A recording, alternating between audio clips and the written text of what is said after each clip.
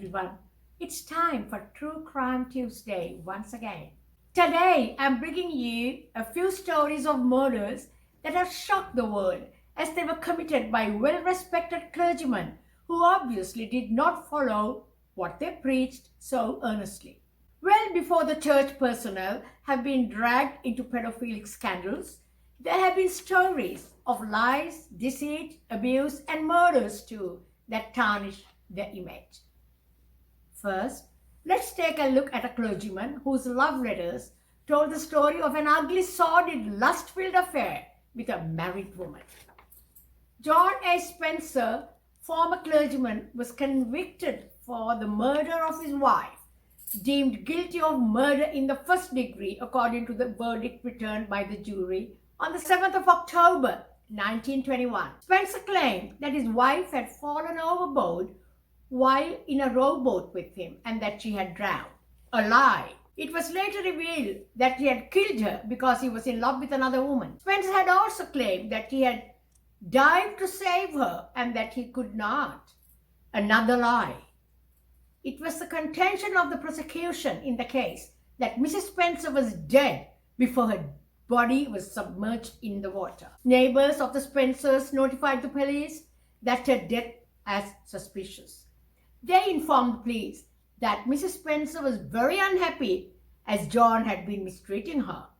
He was an abusive husband who would shout profanities at her. Mrs. Spencer had told her friends that she was afraid he was going to kill her. During the trial, passion-filled love letters by the clergyman to his mistress were presented to the jury. This sordid affair was with a married woman referred to as Mrs. D. The investigators had managed to find the letters hidden in books and between bookshelves. Spencer was not only her lover, he was also paying for an apartment for her in San Jose, where he would go and spend weekends with her. The letters were read in code, in which he calls his mistress, "My only sweetheart." Wow, guys, a lovey-dovey priest, hey! What's more, District Attorney Churchill of Cade County testified on the stand that Spencer had on 2 different occasions had actually offered him bribes to lie for him and to save him from going to jail. Well, the lovesick murderer, former clergyman John A. Spencer, spent the rest of his miserable life in jail. Guys, now to another ugly, sordid tale of lies, deceit, and cold-blooded violence by a clergyman. Robert Fawkes, an English clergyman in the 17th century, killed his mistress's baby so his reputation could be saved. Fawkes is supposed to have been a zealous preacher, however, the good clergyman did not follow what he preached. He had been a drunk and a shameless womanizer. Townsfolk are reported to have said they had seen him publicly misbehaving with his mistress Anne and was a heavy drinker at local pubs. He was found guilty of the murder of Anne's baby, and on the morning of 31st January 1678, he was executed at Tyburn and was buried by night at St. Giles in the Fields.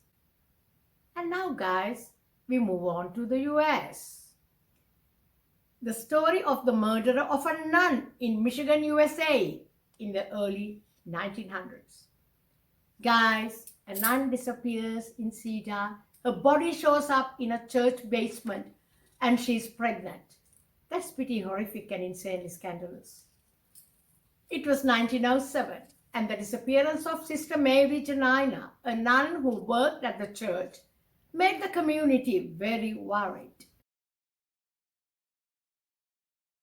In 1907, in Cedar, Michigan, her remains were found along with fetal remains under the church about a decade after the mysterious disappearance. Link Mardi wrote a book in 2009 entitled Isadore's Secret: Sin, Murder, and Confession in a Northern Michigan Town. The book says it's likely the nun and the church's priest had an affair. The scandal did not end in the basement. It is said that the nun's remains were found by a priest who had impregnated another 18-year-old woman. It was widely believed that Sister Mary Janina was having an affair with the priest who killed her so he would not be dragged down by a scandal. Guys, now we are going to another very interesting scenario. Have you heard of rogue priests who act as the marriage counselor while behind the scene destroying those very marriages he's entrusted with to save? Not only that, guys, this gets far worse. This was 2011. David Love, pastor of the New Hope Baptist Church in Independence, Missouri, was a friend and trusted confidant of former Marine Randy Stone. They were known to be best friends. When Stone was having marital problems with his wife, Teresa, he would talk to Pastor Love about it, looking for guidance. Love, who was also a married man, never let on that he and Teresa had been having an affair for 10 years. Shocking, isn't it, guys? And this is the trusted friend, the trusted pastor of their church, having an affair with the wife of his best friend. It was March 11, 2011. Teresa found her husband Randy shot to death with his own gun in his office. At Randy's funeral, the trusted friend and pastor, David Love, gave part of his eulogy. Shortly after his murder, Love moved to South Carolina. But people knew about the affair and they informed the police that Teresa and Father Love needed to be investigated. The illicit love affair became an open scandal, tarnishing the image of the church. Both Teresa and Love were questioned and later arrested. Teresa confessed that she had given Love the combination to her husband's safe, where he kept his gun. The plan was to murder him and collect the insurance money. Have a look.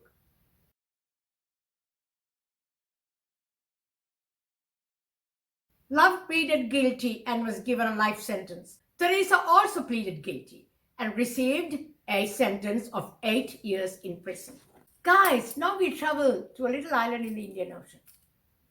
Have you heard of a wife-killing church minister who talks to angels? This happened in a little island called Sri Lanka off the Indian Ocean.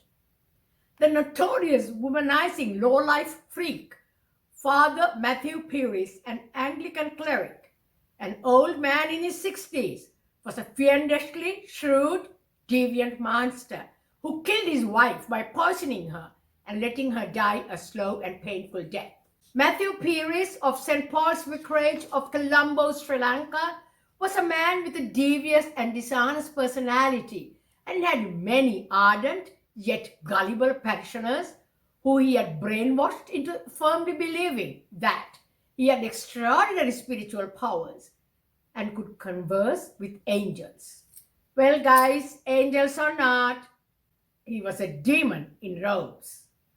He started a lewd affair with a vulgar younger woman by the name of Dalryn Ingram, who was living in the vicarage with her husband and their young kids. The degenerate old man in the cassock and his Rasputin beard and the ugly woman Dalryn continued their affair until they planned the murder of her husband, Russell Ingram.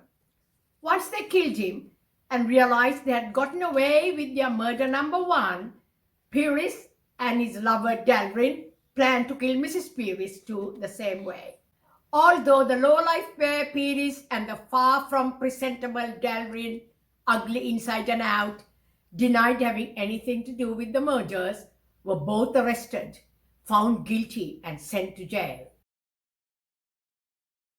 The scandal rocked the little island of Sri Lanka as these events created history in the criminal scenario of the country.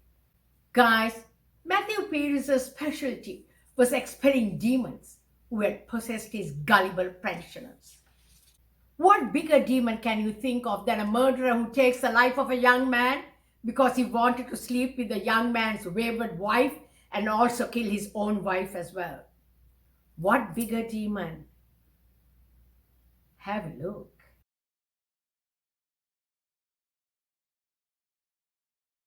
Now we are going back to the USA, to Texas, guys. The city of Troop, Texas is a small town located in the rolling hills of East Texas, near Tyler, with a friendly community, the population around 2,000. Have a look.